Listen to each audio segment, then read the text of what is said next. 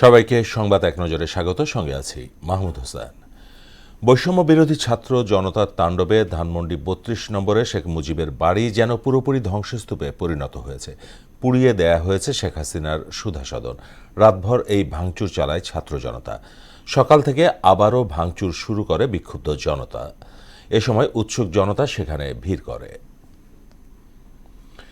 রাজধানী ছাড়াও দেশের বিভিন্ন জেলায় শেখ পরিবারের সদস্য ও আওয়ামী লীগ নেতাদের বাড়িঘরে হামলা, ভাঙচুর ও অগ্নিসংযোগ করেছে বিক্ষুব্ধ ছাত্র জনতা। বরিশালে আমির হোসেন আমু ও হাসনাত আবদুল্লার বাড়ি, ভোলায় তোফায়েল আহমেদের বাড়ি, কুষ্টিয়ায় মাহবুব আলম হানিফের বাড়িতে ভাঙচুর ও আগুন লাগানোর ঘটনা ঘটেছে।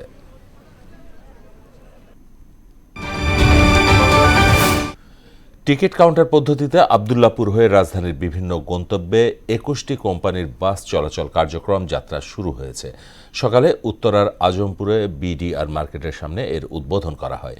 প্রথম দিকে পথে নামবে ৫০টি বাস। এ সেবা চালু হলে ঢাকা শহরে যানজট অনেকটাই কমে আসবে বলে মনে করেন চালকরা। দিন দিন দূষিত হয়ে উঠছে ঢাকার বাতাস। ২৯৫ স্কোর নিয়ে আজ আবারও বায়ু দূষণের শীর্ষে ঢাকা, যা এখানকার বাতাসের মান নাগরিকদের জন্য খুবই অস্বাস্থ্যকর। সকাল ৯টায় আন্তর্জাতিক বায়ুমান প্রযুক্তি প্রতিষ্ঠান IQAir জানায় এ তথ্য। পরের অবস্থানে পাকিস্তানের লাহোর। ট্রাম্পের প্রস্তাব ও হুমকি প্রত্যাখ্যান করে ধ্বংসস্তূপে পরিণত হওয়ার নিজ ঠিকানায় ফিরছেন গাজার মানুষ। এতে যুদ্ধ, মৃত্যু ও ধ্বংস মোকাবেলা করে বেঁচে থাকার পরও এ ধরনের হুমকি কোনো নিজ গৃহে ফেরানো ঠেকানো যাবে না বলে জানায় উপত্যকার বাসিন্দারা। এদিকে ধ্বংসস্তূপ থেকে আরও ৮ ফিলিস্তিনির লাশ উদ্ধার করা হয়েছে। এতে উপত্যকাটিতে ৪৭,৫৫০ ছাড়িয়েছে প্রাণহানি। বিসিবির ২০২৫ সালের জন্য কেন্দ্রীয় চুক্তির তালিকা চূড়ান্ত করতে যাচ্ছে, যেখানে উল্লেখযোগ্য কিছু পরিবর্তন দেখা গেছে। টাইগার অলরাউন্ডার সাকিব আল হাসান প্রথমবারের মতো বিসিবির কেন্দ্রীয় চুক্তি থেকে বাদ পড়তে চলেছেন।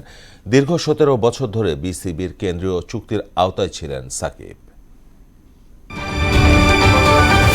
শেষ মুহূর্তের গোলে লেগানাসকে হারিয়ে কোপা দেল রে সেমিফাইনালে উঠেছে স্প্যানিশ জায়ান্ট রিয়াল মাদ্রিদ।